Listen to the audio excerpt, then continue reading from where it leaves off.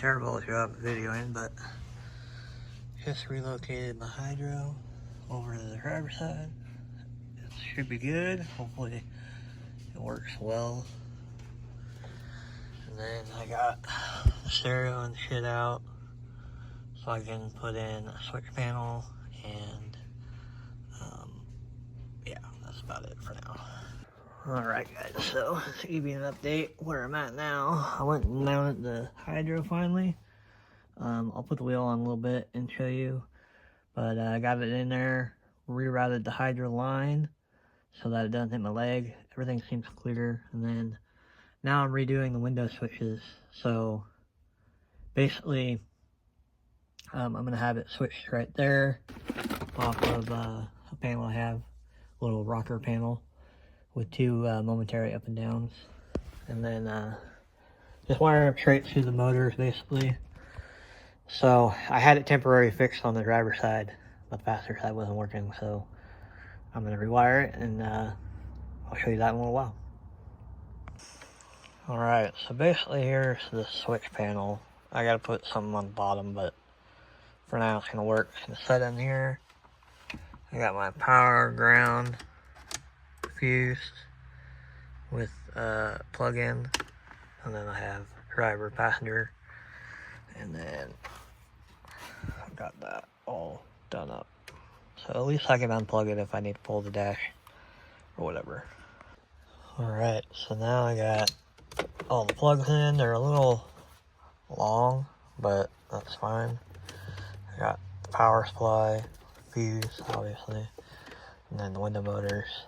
And I labeled them just so that I know, because they're all the same connectors and the same colors. So, yep.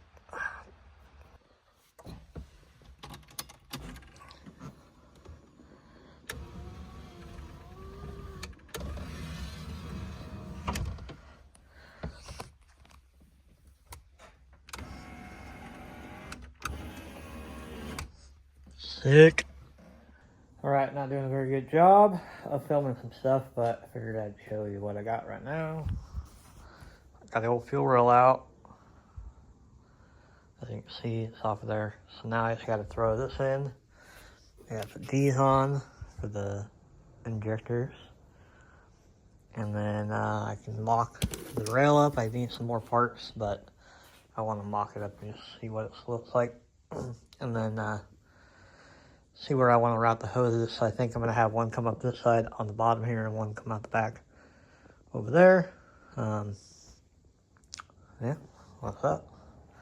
I'll pull this harness off because I got to splice on the correct injector connectors for the top feeds that I got. So just a small little project for today. Figured I can get this all mocked up, basically ready to rock, and then I'll have hopefully the radium parts that I need tomorrow, and then I can finish that, put the fuel pressure sensor and the regulator right there, and then I can start on that side and do the turbo stuff. So I'm excited. Alright, so not much time to pass. Was pretty fast and simple. Got the rail in. Got the rail in here. It's not actually bolted in because I still have some plugs to put in these ports in the back and the bottom. And I got to get the end part, which I have on the way. But yeah, that's what it's going to look like. Looks pretty sexy. And then a little bit here, I'm going to pull that port and see what threads it is so I can make sure I have the right fitting on the way for that, so I can put my fuel pressure sensor on that side. Or I'll flip it to the other side, I don't know yet. So we shall see. Anyways, coming along. Alright guys, don't mind my voice. Ended up getting sick from working on the car actually. Yeah, it just anyway, so don't mind my voice, but got the fuel rail in. Looking fresh with these awesome swivel ends. So I'm gonna probably run it like that, front and back. Have one come up that way, one come up this way, through this little hole. That should be neat. Alright, a little update. Got the fuel lines ran, kinda mocked up for now. I gotta zip tie some stuff up. I got the oil pressure ready to rock. I just gotta swap the sensor out and stuff. IAT is over here. I have just to cap this off, weld the bung in here. Got the fuel pressure regulator with pressure sensor on. Got the wires ran, the vacuum line for the map sensor, and then I'll tidy this stuff up once I got the rest of it all done. And then I didn't like the idea of having my ECU on the ground here, like where it was from the factory. So I notched this, which is where the glove box is. Put my harness in here. Hopefully I can get a little more in there. The hole in the glove box, kind of, shouldn't see, but I wanted it in the glove box so I can either fix it in there, screw it down, or just rest it in there for now. And got that harness ran. I have one more I gotta get for the panic dash, which I'm waiting on the mount and the cord for it, the correct one. A little bit here. I'm gonna start on the other side, on the turbo side. So it's coming along slowly. Kind of all over the place right now, but that's because I don't have everything I need. I don't have everything I need at the moment. Like, I'm waiting on a couple little things, but we'll get there. We'll get there for sure. So, all right. So finally got the damn turbo out. It's actually in good condition, but this definitely is worn out. Looks like it might have had a couple spots where it might have been starting to leak through or get close to it. So that's good to know, kinda. Doing this freaking sucks though. It's definitely not a fun job to do. Now I gotta swap out the line, which is gonna be a pain in the ass. So you got the oil feed right here, and then the coolant line that goes to the rubber line there, and then the lower, or the other coolant line right here, which got bent. And that just goes to the block. So I gotta figure out which one's which. I'm gonna throw it on the new turbo, so. Whew. Yeah. All this just for some power. But, can't do it any other way, so. Gotta do it. Alright, guys, welcome back. Been kind of slowly progressing. I had to go to the store and buy some stuff for the coolant lines. So, I mocked the turbo up, as you can see. It's kind of just loosely on there. I had to get some fittings for this. You can see there's a big old barb fitting there. I had to get a different hose. I'm going to adapt it to that barb fitting right there, so that the coolant line just kind of clicks in, or whatever you want to call it. I'm going to throw this up here. We'll see how that goes. Down to there. Or I'll run it on this side. Or I'll take it out and shorten that hose. I'm not sure yet. I still got to do all the lines. But, yeah. And I had to take the heat shield off because this was hitting the heat shield. So I'm going to modify it, cut this part out, I think. Because I kind of want the heat shield on there. Help keep heat down. And then I think I bought a 30-degree elbow for this, and I don't think that's going to work, so I'll figure that out. But it's coming along slowly and surely. Yeah, getting down to crunch time. I have a month roughly till the first event at Medford. That technically second event for the year, but first big event for us, and still have to get it tuned, so that's wonderful. So we'll see how it goes. But that's where I'm at right now. So with this turbo swap I'm doing, the new turbo, I wanted to make sure I had like no restrictions in the sense of this being able to make 350 wheel horsepower. And my buddy Justin has a 1J, and the guy that tuned his said that he's limited by his turbo and turbo housing. So I know the turbo I got is, this turbo is capable of 480 horsepower. So I was like, what's next in line? A lot of people said run a full 3-inch exhaust. So I decided to buy a turbo outlet because I wanted to make sure I had plenty of flow just in case. You know, I don't want to go to the tuner, have them start tuning the car and be like, yeah, your outlet's the cause of why you can only make, you know, 280 or whatever. So check this out. So this is the stock one. You see this gap. This is where the wastegate opens up. That's like, I don't know, maybe a ½ inch. Look at this one. This is a Tomei. Look at that. All that room for that wastegate. So all that gas comes out, just dumping out. And even this is a little bit wider. So this should flow a bit better. So hopefully this turbo setup is pretty responsive. That's kind of why I went with this turbo.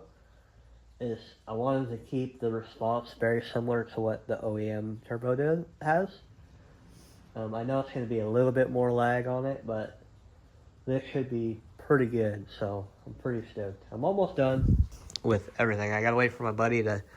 I got a fitting. I forgot to say in the video. I think I have a 90 that comes off of this, so it can go to my intercooler piping. So we'll have to weld that on. It'll probably come up right here, like this. And then I'll have this coming over here, and then I'll have them kind of help me mock up a intake tube. So other than that, I need that to get done before I can bolt up the rest of the like coolant and oil lines. And then the only other thing I need to do on this side is put my oil pressure sensor in, and then finish my harness, which is inside. I want to sit down and take my time doing it. So I got to cut the factory plugs off and splice these on, and then put whatever wires I have to in the firewall, and then attach everything to my link ECU in the case, and put that in the glove box, which is where I want it. So yeah, we're getting there. This has been a little bit, I don't know, I haven't done anything like this before, so it's a learning experience for me. I'm a mechanic by trade. That's what I do. I work on Nissans every day, all day long, but you know, they're definitely way different than this. So this is like all new to me. On the old cars I've ever had, the K, the SR I had, I never messed with the turbo or anything like that, so it was all stock. So this is my first real go at,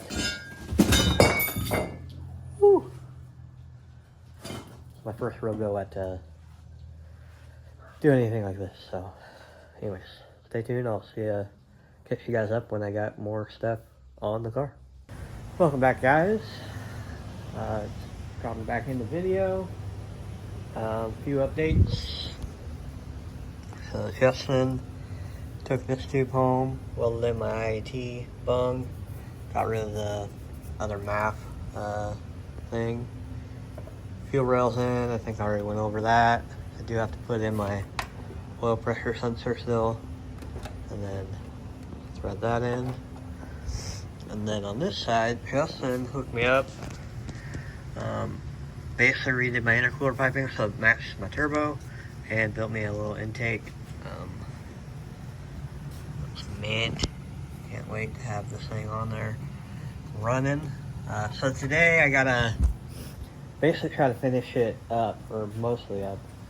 So I gotta take the intercooler piping stuff off, and then I gotta redo that coolant line, put in the other coolant line, the oil feed line, and downpipe and all that stuff on this side, and then clean up the wiring and stuff on that side, and that really should be almost it.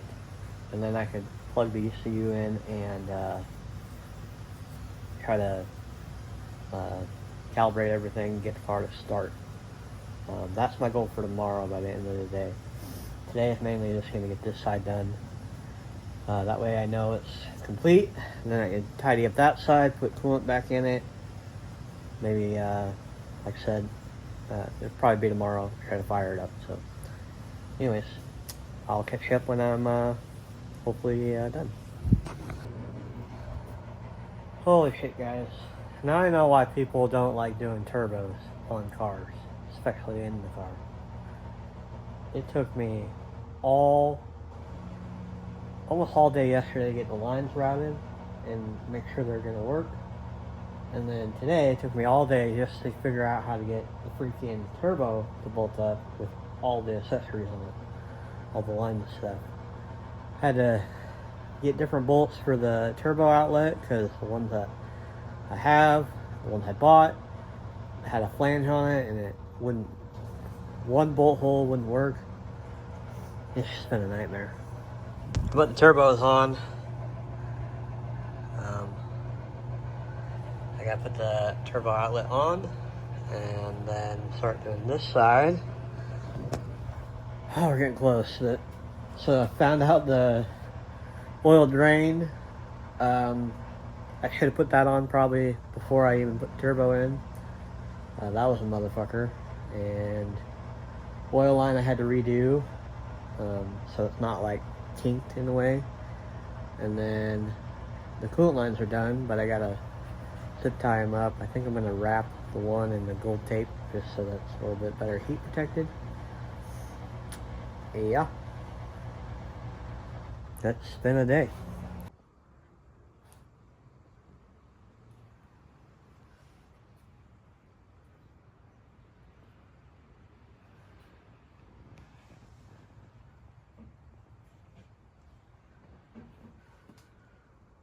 Well, got the car basically done.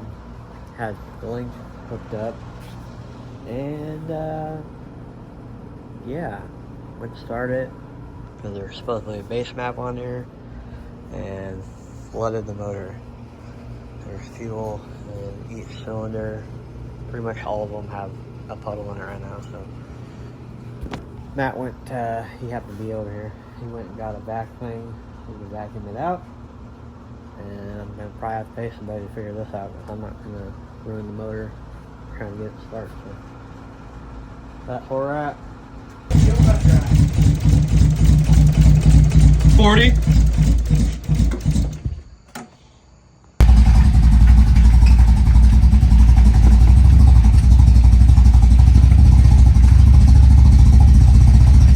Yeah, not liking it, but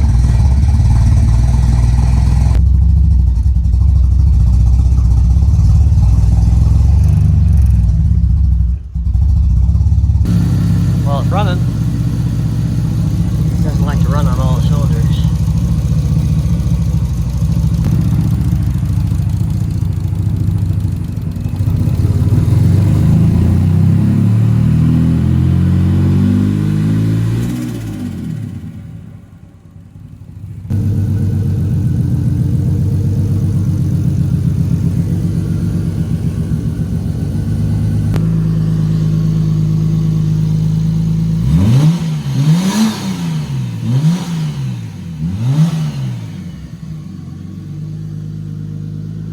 Fucking wiring.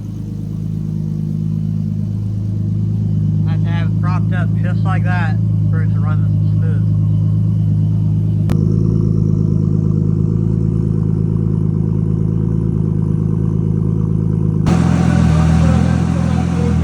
There's no flash in that one line. Yeah. Those injectors are loud.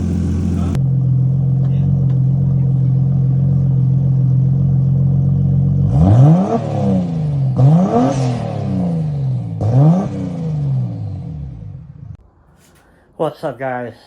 Welcome back. So it's been pretty nutty for me. So I got everything done under the hood. Like, everything's done. Had the car running. It was running like crap. Finally got it somehow to run on all 6 cylinders. Let it heat cycle. No leaks, nothing. But I was having an issue with my ECU where I'd tilt it or turn it, and it would like click off and lose power. Found out there was a couple terminals that were kind of loose. Was trying to mess with that, and I kept trying to start the car, run it, blah blah blah, and eventually it just wouldn't start. And so I had to figure out the wiring part of it at the ECU. I'm 90% sure I figured that out, because now the relay clicks on, everything works great. There's no like weird like when I move it doesn't click off. So I got all that done, and I go to start it, and it wouldn't start. Still wouldn't start. So I was like going up here, trying to see if, you know, I could jump the relay. I jumped the relay, nothing was happening. Or fuel pump relay, sorry. Nothing would happen with the fuel pressure at the fuel pressure gauge. Long story short, I had to pull the pump, which is right here. Pulled it out, bench tested on the ground. It was working. Plug it in, won't work. Like applied direct battery power. You see right here, I was using that battery. Finally, actually had the wrong wire at first, and then I finally got the right wires. Tested outside the car again, put it back in the car. It turns on, you hear it pumping, but no fuel comes out. So I think I cooked the pump when I was trying to fix the other issue. So Justin actually has a fuel pump, a Walbro 240 or 340. This is a D-Works 200. It's probably been in the car since the guy did the swap. So I mean, it kind of makes sense. It's been sitting for a long time, and then I got the car and been driving the crap out of it. So, and you know, monitoring fuel pressure, I just look at it when it's running. You know, with the hood pop, I don't bother watching it when it's driving. So who knows what's been happening with it. So I'm gonna actually run to his house, grab the Walbro, put it in here, try to manually power it, see if I get fuel pressure at the gauge. If I do, I'll plug everything back in and see if the car will start. Fingers crossed it does, because this is literally all I need to get this thing to run and go back through everything. And then once I get that done, I can go get tuned. And I have basically tentatively a day set next week, next Thursday, to get my car tuned. So it's like I need to get this figured out right now. So anyway, stay tuned. Hopefully the fuel pump works and everything starts, runs. I won't have to stress about anything else. Stay tuned, guys. Fucking finally.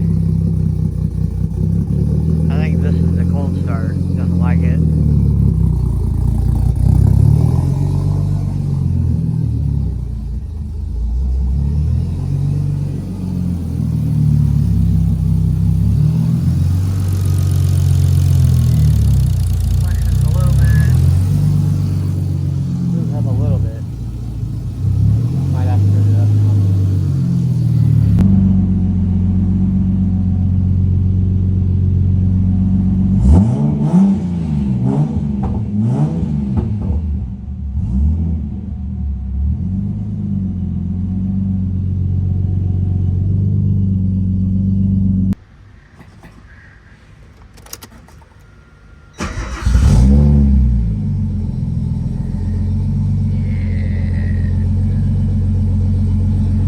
Change oil, and that's about it so far. Pretty stoked.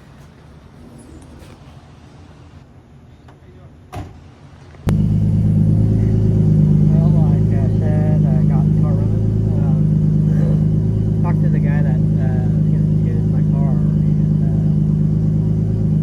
he told me to rewire something, so I did that, and he's gonna help me set up something. Idling. I don't know why my digital dash doesn't work, so that's cool. But yeah, anyway, we're getting there. Hopefully we'll figure this out, and then on Thursday it gets tuned. So pretty stoked.